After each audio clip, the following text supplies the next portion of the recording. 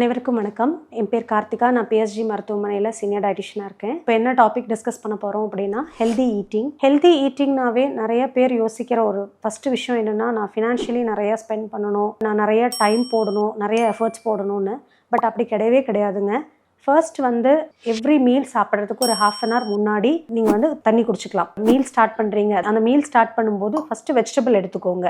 அந்த வெஜிடபிள் சொல்லும்போது அது சாலடாக இருக்கலாம், பொரியலாக இருக்கலாம், எந்த ஃபார்மில் வேணாலும் இருக்கலாம்.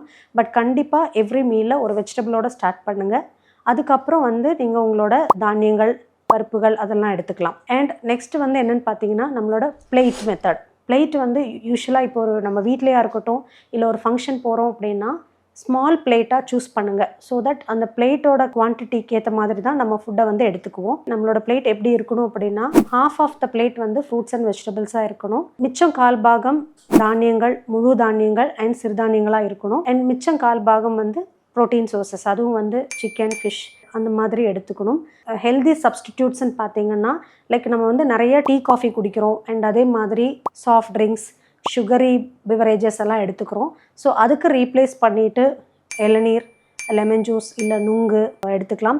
அண்ட் அதே மாதிரி ஸ்நாக்ஸ் ஆப்ஷன் நம்ம போகும்போது ப்ராசஸ்டு ஃபுட்ஸுக்கு பதிலாக சுண்டல், முளைக்கட்டின பயிறு வகைகள், இல்லை வேக வைத்த மக்காச்சோளம் அந்த மாதிரி ஸ்நாக்ஸ் எடுத்துக்கிறது இன்னுமே பெட்டராக இருக்கும். ஜென்ரலி நட்ஸ், சீட்ஸ் ரெகுலராக நம்மளோட டயட்டில் கன்சியூம் பண்ணுறதுனால நமக்கு நிறைய ஹெல்த் பெனிஃபிட்ஸ் இருக்குது.